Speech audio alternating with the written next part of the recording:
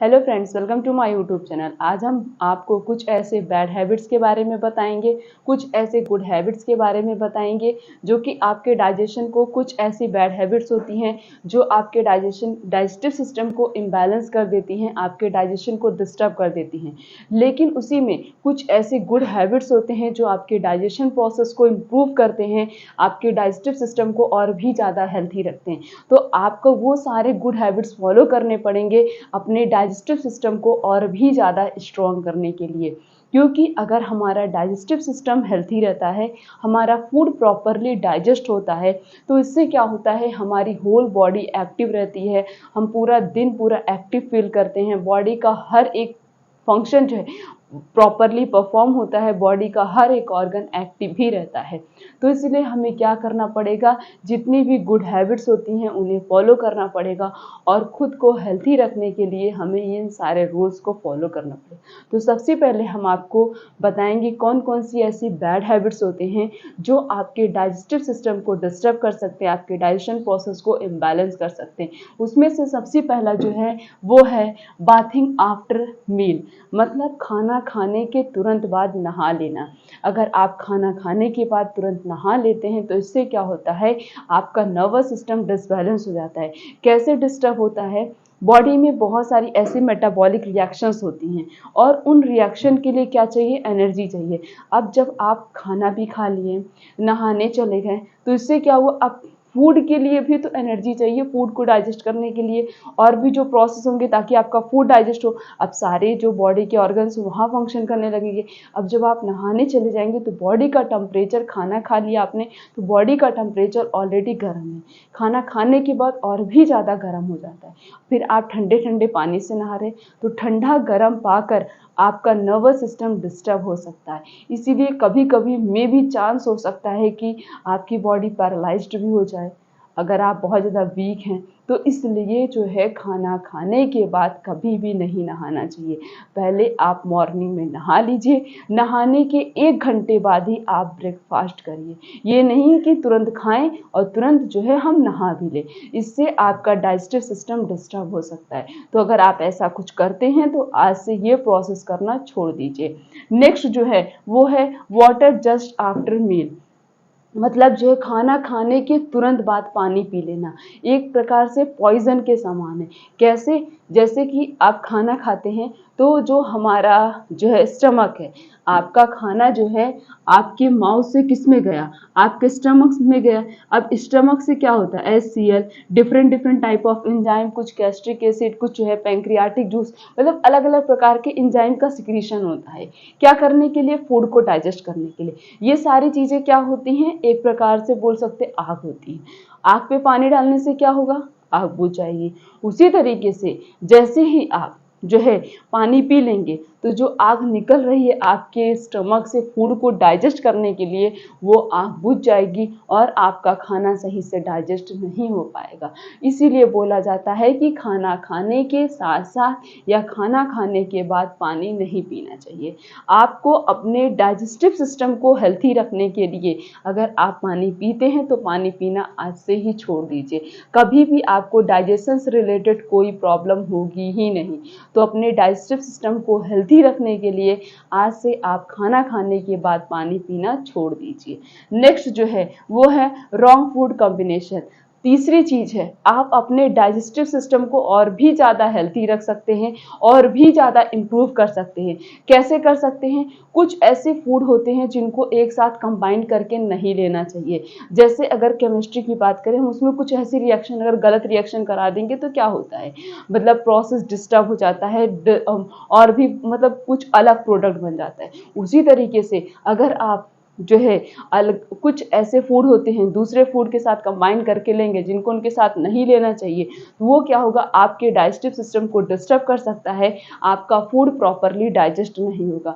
तो ऐसे कुछ रॉन्ग फूड कॉम्बिनेशन है, जैसे कि दूध के साथ कोई भी फल नहीं लेना चाहिए, इसीलिए शेक कभी नहीं पीना चाहिए, हमेशा आपको जूस पीना चाहिए। जितने भी शेक बनाए जाते हैं सब में दूध को मिक्स किया जाता है, लेकिन जो जूस बनता है उसमें दूध को मिक्स नहीं किया जाता है, क्योंकि कुछ ऐसे फ्रूट्स होते हैं जिनको अगर हम दूध के साथ कंबाइन करते हैं तो वो उनके साथ रिएक्ट कर जाते हैं, और जितने भी सिट्रस फ्रूट्स होते हैं उनको तो बिल्कुल भी जो है हमें दूध के साथ नहीं ऐड करना चाहिए।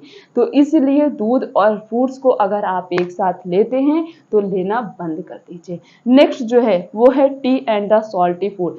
चाय के साथ कोई भी नमक वाली चीज़ें खाना सबको पसंद है और खाते भी हैं, लेकिन ऐसा नहीं करना चाहिए, इससे आपका डाइजेस्टिव सिस्टम डिस्टर्ब हो जाता है। नेक्स्ट चीज़ कुकुम्बर रायता। अगर आप कुकुम्बर का रायता खाते हैं मतलब जो है खीरे और दही को एक साथ नहीं लेना चाहिए। अगर आप खीरा और दही एक साथ लेते हैं तो इससे भी आपकी बॉडी में रिएक्शंस हो सकती हैं और इससे आपका डाइजेस्टिव सिस्टम डिस्टर्ब हो सकता है। Next activities, do not eat the more dry fruits. अगर आप सोचते हैं कि ड्राई फ्रूट्स बहुत फ़ायदेमंद है, हाँ फ़ायदेमंद है, लेकिन हर चीज़ का एक अमाउंट होती है, एक लिमिट होती है, एक फिक्स टाइम होता है। तो अगर आप उसके बाहर उससे ज़्यादा कोई भी चीज़ लेंगे तो वो आपके लिए हार्मफुल हो सकती है। उसी तरीके से ड्राई फ्रूट्स हमारी हेल्थ के लिए बहुत अच्छी चीज़ है, खानी भी चाहिए। बहुत अच्छा कोई ना कोई ड्राई फ्रूट्स हमें एक दिन में खाना चाहिए, खुद को हेल्थी रखने के लिए, बॉडी के अदर अदर ऑर्गन्स को हेल्थी रखने के लिए। लेकिन अगर आप वही ड्राई फ्रूट ज़्यादा लेते हैं तो वो आपके डाइजेस्टिव सिस्टम को डिस्टर्ब कर सकता है, आपका फूड या बोले कि वो चीज़ प्रॉपरली डाइजेस्ट नहीं होगी। तो इसीलिए आपको कोई भी ड्राई फ्रूट्स जो है ज़्यादा अमाउंट में नहीं लेना है, स्पेशली जो है आलमंड्स एंड वॉलनट। ये दोनों चीज़ के अंदर इतना ज़्यादा मॉइस्चर होता है कि अगर ये आप ज़्यादा ले लेंगे तो हमारी बॉडी इन्हें डाइजेस्ट नहीं कर पाएगी, और इनका लेने का सबसे अच्छा तरीका होता है कि हमेशा इन्हें भिगो कर ही लेना चाहिए। और कितना लेना चाहिए, अगर आप बादाम खा रहे हैं तो 7 से 8 बादाम लीजिए, अगर आप अखरोट खा रहे हैं तो 3 से 4 अखरोट लेना चाहिए बस।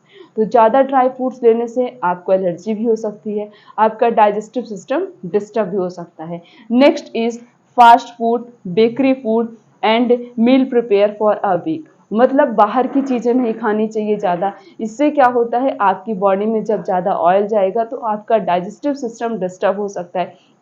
जितने भी बेकरी फूड आइटम्स होते हैं वो सारी चीज़ें मैक्सिमम जो है वो सब मैदे से बनी हुई होती हैं, और हमारी बॉडी जो है मैदे को सही से डाइजेस्ट नहीं कर पाती है।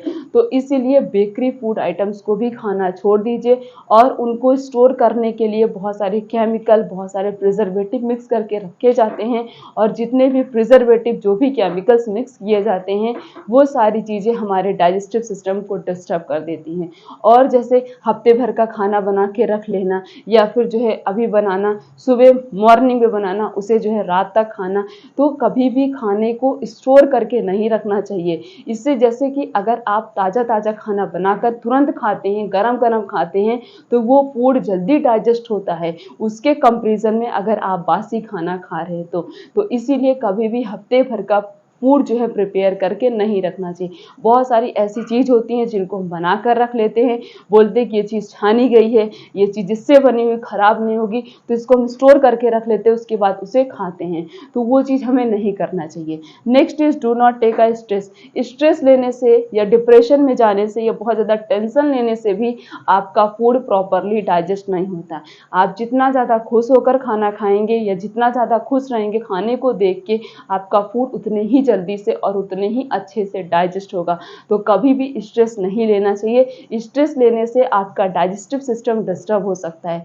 Last is irregular food time.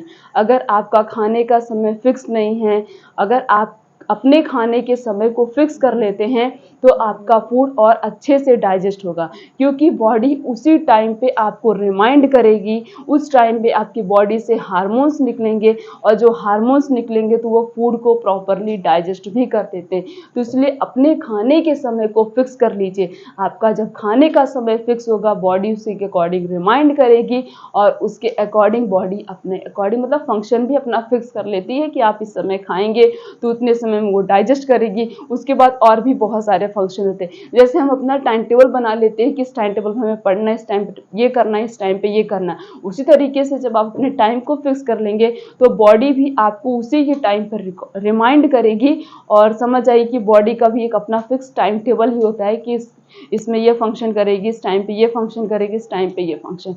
मतलब ये जो कुछ ऐसी बैड हैबिट्स होती हैं, अगर आप इन्हें करना छोड़ देंगे, इन्हें फॉलो नहीं करेंगे, जितनी भी गुड हैबिट्स होती हैं जो बताई हैं उन्हें फॉलो करेंगे, तो आपको कभी भी डाइजेशन से रिलेटेड कोई प्रॉब्लम नहीं होगी।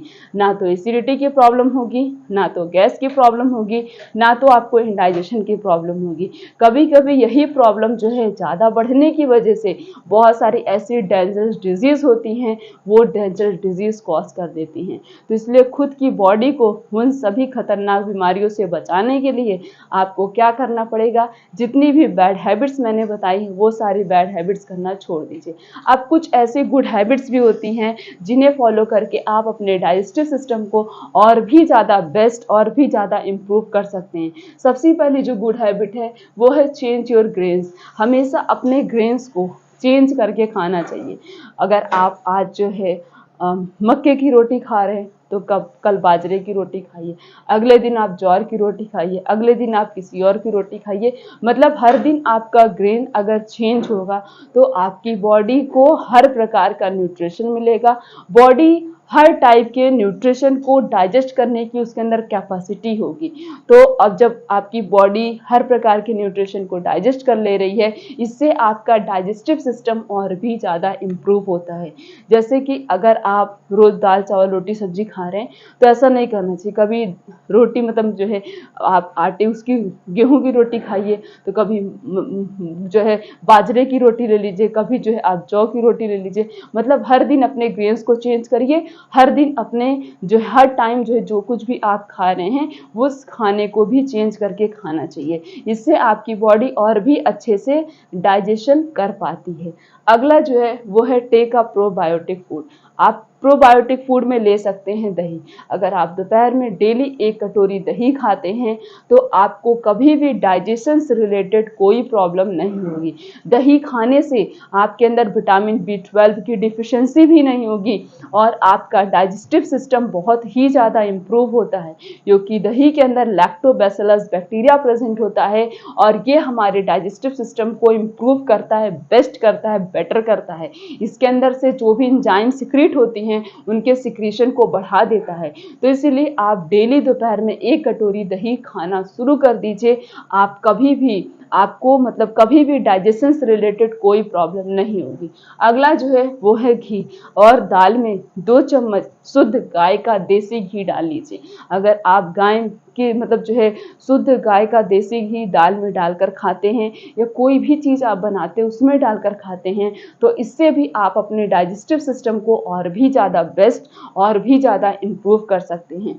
अगला जो है वो है क्वालिटी स्लीप। मतलब अगर आप प्रॉपर स्लीपिंग पैटर्न आपका मतलब डिस्टर्ब नहीं हो रहा है, आप सही से नींद ले रहे हैं, 5 से 6 घंटे की नींद ले रहे हैं, तो आपको कभी भी डाइजेशन से रिलेटेड कोई प्रॉब्लम नहीं होगी।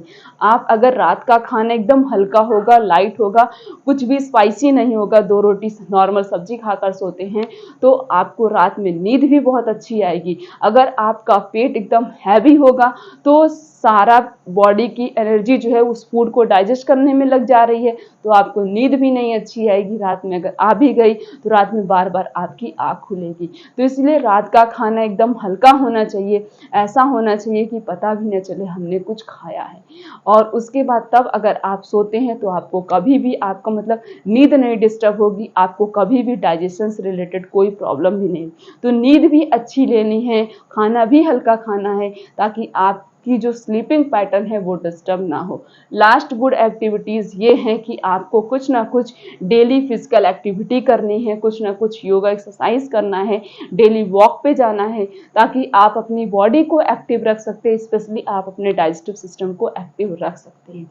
मतलब ये जो गुड हैबिट्स थी इन सबको फॉलो करिए ताकि आपको कभी भी लाइफ में डाइजेशन से रिलेटेड कोई प्रॉब्लम ना हो। आपके डाइजेस्टिव सिस्टम के जितने भी ऑर्गन्स होते हैं जो फूड डाइजेशन में हेल्प कर रहे हैं वो सारे और भी ज़्यादा हेल्थी हो, और उनको इम्प्रूव करने के लिए आपको क्या करना पड़ेगा, ये सारे गुड हैबिट्स फॉलो करने पड़ेंगे और जितने भी बैड हैबिट्स हैं उनको अवॉइड करना पड़ेगा।